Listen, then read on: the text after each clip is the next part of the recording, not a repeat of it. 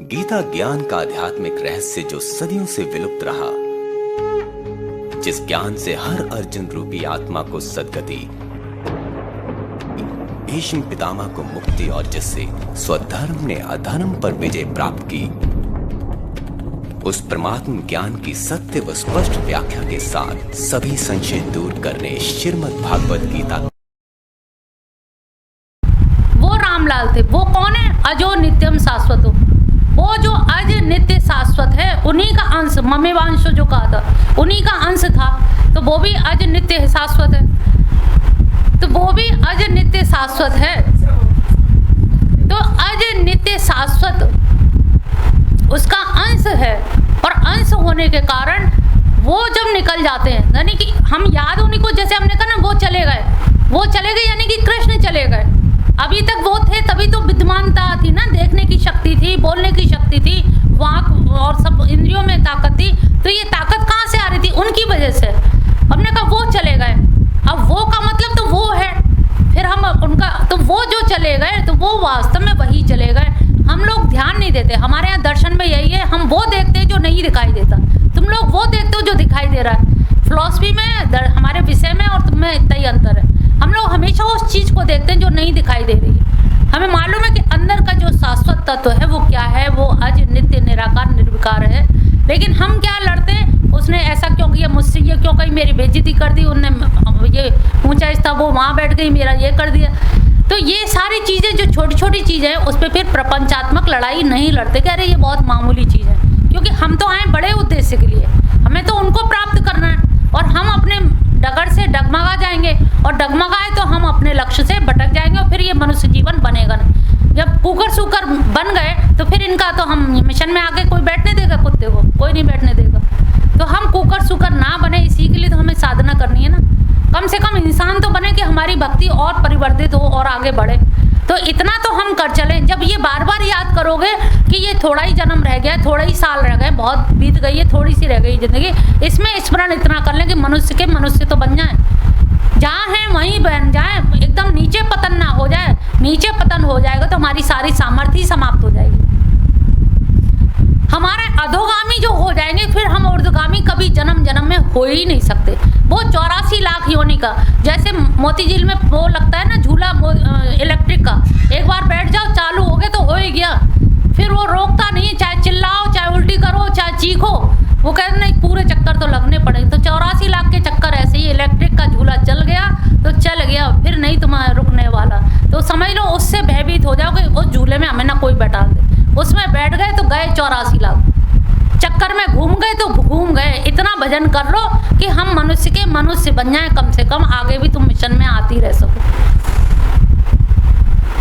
इतना कर लो, सही बता रहे हैं, गंभीरता से थोड़ा थोड़ा भजन बढ़ाओ।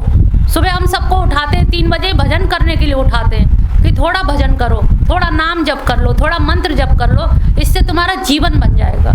यहाँ एक दिन आने से कुछ लाभ नहीं होगा। जब एक दिन को सतत आप ध्यान में रखें, एक दिन को सतत मेमोरी में रखोगे कि हमें जाना है, हमने क्या सुना, क्या सीखा, इस संडे को हम क्या परिवर्तन करके जा रहे हैं, क्या हम वही थे वैसे की वैसे जा रहे हैं, कुछ रिफाइंड नहीं हुआ, कोई रूपांतरण नहीं हुआ, तो व्यर्थ है समय, वो भी बेकार गया।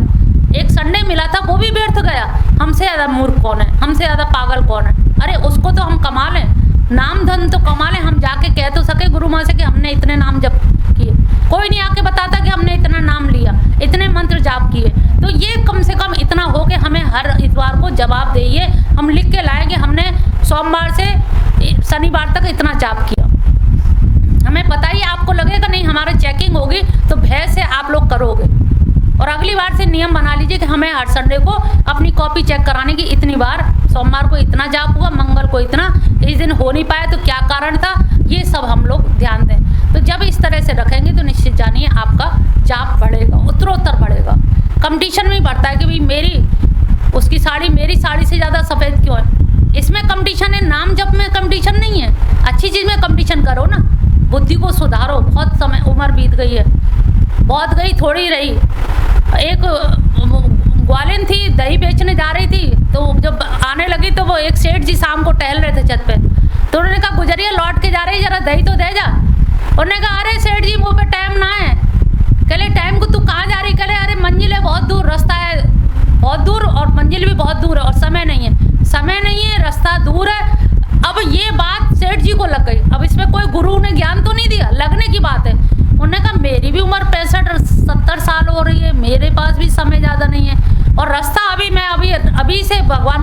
को तो बहुत दूर है।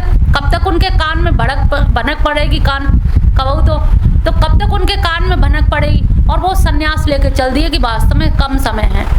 अगर यही तुम्हें समझ आ जाए कि समय बहुत कम है, अपनी अपनी उम्र देख लो सब लोग की किसकी कितनी उम्र हो गई है। अब कितनी और उम्र हो गई, कम उम्र वाले ये ना समझे कि अभी इतनी उम्र और रह गई, पता नहीं किसकी कितनी है। तो ये देख लो हमारी उम्र जितनी रह गई, अभी से हम ध्यान करना, नाम लेना शुरू कर दें। ध्यान नहीं लग रहा, मन नहीं लग रहा, मत करो, जोर जोर करो, कीर्तन करो, मजीरा ले लो, गाओ, भजन गाओ, नाच लो, अकेले में नृत्य करो उनके सामने, थिरक लो, तो आपकी ऊर्जा भी पॉजिटिव हो जाएगी, आपका ऑरा भी पॉजिटिव हो जाएगा।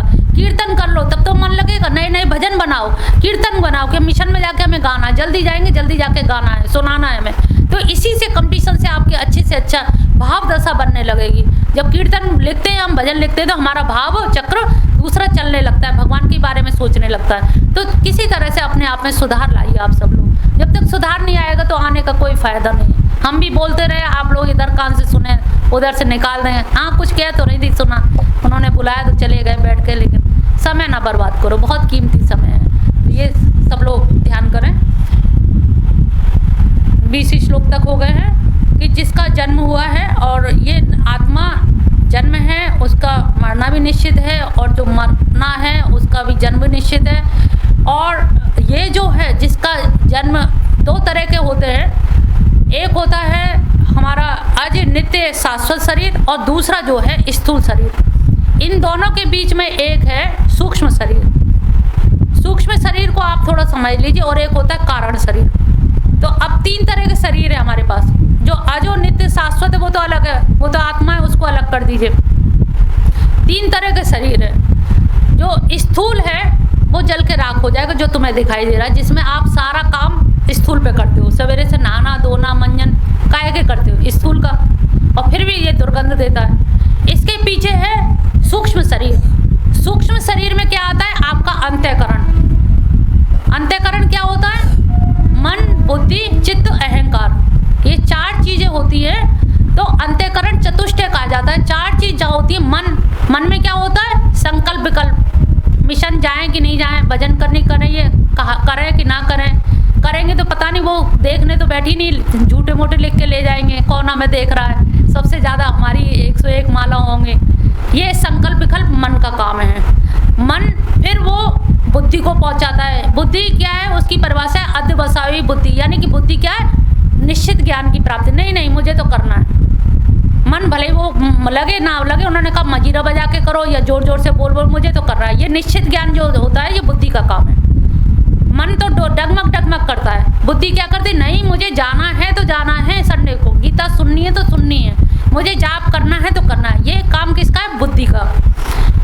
अब जो संकल्प विकल्प रहते हैं, तो बहुत सारी चीजें हम चित्त क्या है, स्टोर रूम की तरह से, उसमें हम चित्त में अपनी चीजों को रख देते हैं। अच्छा आज नहीं, फिर कभी करेंगे। एक दिन मन बहुत अच्छा, दूसरे भक्त को देखा, उन्होंने कहा अरे माला झोली लटका है, हम भी सोच रहे हैं, हमारी भी रखी हुई है, उन्होंने दी थी बहुत दिन की रखी, लो आज हम भी निकाल लेते हैं। चित्त में वो चीज चली गई नहीं, सबकॉन्शियस माइंड में, तो आपने निकाल के एकदम करने लगे। अहंकार में क्या है, मैं। तो ये 4 चीज जब मिल जाती है, इसको कहते हैं सूक्ष्म शरीर। और जब आप जो विचार करते हैं, सूक्ष्म शरीर मन की क्या वो है पहचान, वृत्ति, पतली पतली जैसे बाल है ना, पतला बाल। अब आपके ये छोटी बनती, बहुत सारे बालों को मिला के गिन तो नहीं पाते हो आप, किसी ने बाल गिने अपने पूरे, तो आपने बूथ ली, वो मोटे मोटे के ये बाल है, लेकिन एक अनेक हजारों बालों को मिला के एक चोटी बनी, तो हजारों वृत्तियों को मिला के एक मन बना। तो मन में क्या है, तरह तरह की वृत्तियां हैं, और वो क्या वृत्ति जैसे सागर में लहरें होती हैं, ऐसे उठती है। अब आपने किसी बगल वाले के लिए अच्छा विचार किया तो वो भी उसमें जुड़ गया, बुरा किया वो भी जुड़ गया। और जो भी आप सोच रहे हो, ये एक गांठ बांध लो, ध्यान से सुनिए, जो आप विचार कर रहे हो वो विचार भी हमेशा हमेशा के लिए बीज में गूलर का वो होता है ना, बीज गूलर के बीज की तरह से उसमें चिपकती जाती हैं। कोई भी विचार किया और आप फिर कहेंगे नहीं अब हमें कुछ नहीं करना, ये भी हर चीज़ उसमें जुड़ रही है। वो पिंड जो तैयार हो रहा है आपका, और इस पिंड का ही पुनर्जन्म होगा, क्योंकि देह तो राख हो गई, जल के सड़ के वो तो खत्म हो गई यहीं।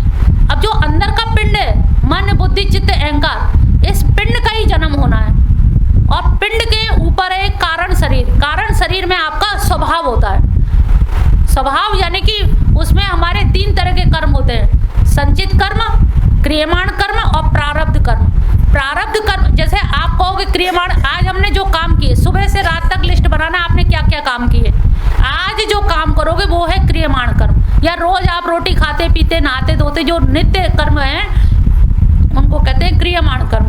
और उन क्रियमाण कर्म में से कुछ कर्म, आपने यहाँ आ रहे थे तो आते में किसी बुढ़िया को सड़क पार करा दी और टेम्पू करा दिए, पैसे दे दिए। अब वो बुढ़िया कभी तो आपको मिलेगी नहीं ना, आप जानते हैं, ये क्या हो गया, निष्काम कर्म, सहायता, ये आपका संचित कर्म बन गया।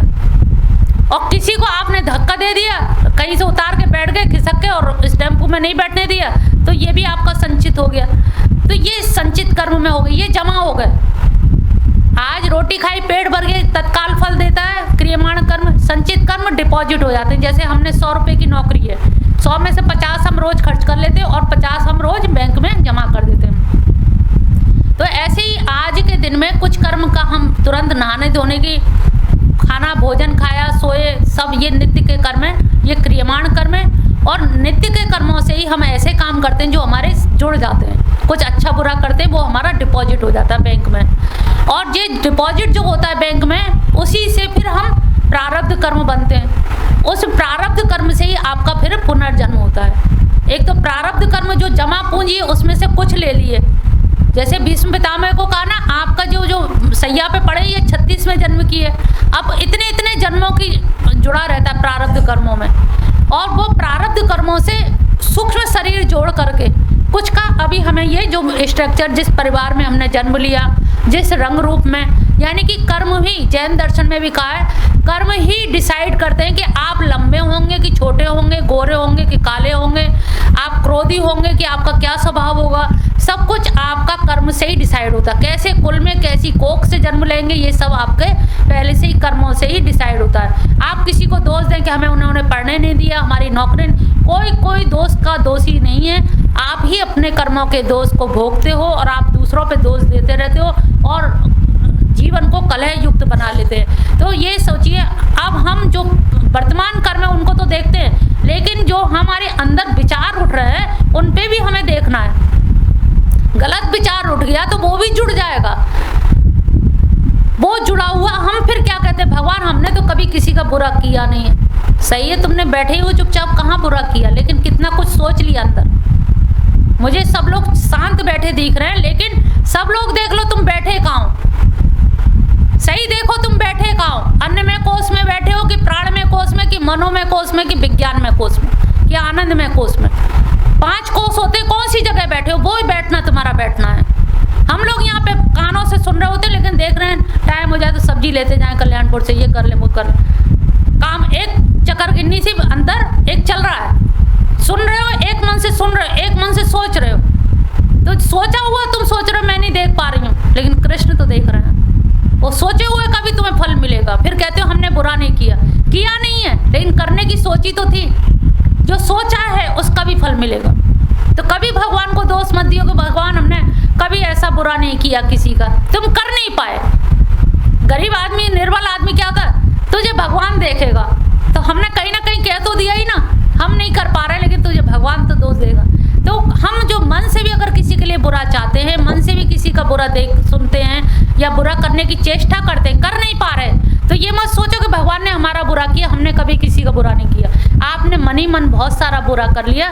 तो हमें अपनी वृत्तियों का दृष्टा बनना है। जैसे नदी किनारे कोई बैठ जाता है और बैठ के उनकी लहरों को देखता रहे, तो लहरों को देखते ही देखते उसका ध्यान लगने लगेगा। क्योंकि जैसे लहरें देखते हैं वैसे ही हमें अपनी वृत्तियों को देखना आना चाहिए कि मेरा मन का विचार गति कहाँ ले रहा है, कहाँ विचार जा रहा है और कौन से भाव से वृत्ति आगे बढ़ी जा रही है, उसको देखना चाहिए और उसको पकड़िए। अगर गलती कर रहे हो, किसी के बारे में बुरा विचार कर रहे हो तो सुधार लीजिए, प्रायश्चित करिए, उसी के मन ही मन पैर छू लीजिए कि भैया जो भी है, वैष्णव है, भक्त है, संत है, अगर किसी पे हमने शंका की है तो मन ही मन उसके चरण स्पर्श करिए, भगवान के 5 नाम लीजिए, 5 संतों के नाम लीजिए, प्रभु हमें माफ़ कर दीजिए, हमें बुद्धि नहीं है, तत्काल प्रायश्चित करिए। जहाँ किसी के प्रति बुरा हो जाए, क्योंकि सबके बुरे आदमी के अंदर भी आत्मा है, महात्मा के अंदर भी आत्मा है। बुरे आदमी के लिए भी सोचो ये बहुत बुरा है, ठीक है होगा बुरा, हमारे लिए पूज्य नहीं है।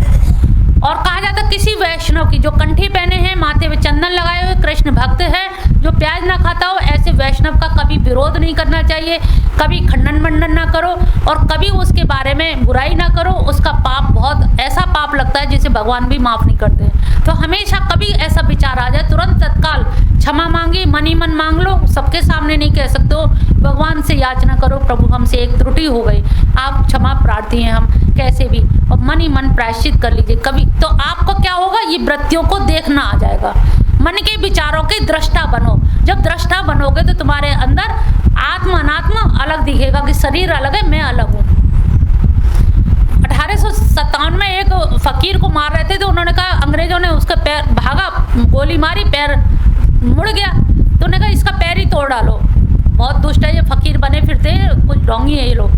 तो वो फकीर कहने लगे आप लोग पैर तोड़ो, उसको ऐसे मरोड़ो ढंग से टूटे, ऐसे टूट नहीं पाएगा, तुम पे मेहनत ज़्यादा पड़ेगी। उन्होंने कहा बड़ा अजीब आदमी, कल हाँ जैसे तुम तोड़ रहे हो, जैसे तुम देख रहे हो मेरे पैर को, मैं भी उसी तरह देखूंगा। तो इसका मतलब है कि आत्मा अलग हो गई, वो शरीर को शरीर की तरह देख रहा है जैसे दूसरे देख रहे हैं। तो वही भाव आ जाता है जब तुम दृष्टा बनोगे अपने विचारों के, कि अंदर हमारे कोई विचार गंदा ना आए, क्योंकि उसका फल हम ही को भोगना पड़ेगा। हम ऊपर से तो संत बने हुए हैं, लेकिन अंदर से अगर हम किसी का बुरा चाह रहे हैं तो हमें कहीं ना कहीं बुराई भोगनी हम ही को पड़ेगी, वो पाप हमारे मत्थे ही लगेगा। हम भगवान को दोष ही ना दें, किसी व्यक्ति को दोष ना दें, हम खुद दोषी हैं। और जब अपने दोष देखने आ जाएंगे तो जीवन में आपका कल्याण हो जाएगा, अन्यथा आपके जीवन में त्राही ऐसी मची रहेगी और ऐसे ही आए और ऐसे ही चले गए, कोई कल्याण आपका अपना श्रेय नहीं हो पाएगा। यहाँ अर्जुन ने भगवान कृष्ण से श्रेय पूछा है, तो आप भी अपना श्रेय जान लीजिए, और आपका श्रेय है कि हम अपने अंतःकरण को शुद्धिकरण करें। गीता पढ़ के ये फायदा लें कि हमारे ये जो शरीर है इसमें जो गंदगी है वो तो एक नैसर्गिक गंदगी है, भगवान ने बनाया शरीर, दुर्गंध युक्त बनाया, जगत दुखालय बनाया, इसमें तो हम कुछ नहीं कर सकते। लेकिन जो विचार कर रहे हैं, जो हम सोच रहे हैं, जो सोचने पे तो हमारा अधिकार है कि हम बुरी चीज़, गंदी चीज़, किसी का गलत ना सोचें, ना विचार करें, अच्छे विचार करें। और विचार अच्छे के लिए ज़्यादा से ज़्यादा ईश्वर का भजन करें, टाइम ही नहीं मिलेगा। 24 घंटे का टाइम टेबल ऐसा टाइट शेड्यूल बना लीजिए कि आपको समय ही नहीं है, कब करें हम बुराई, किसकी करें, कब समय।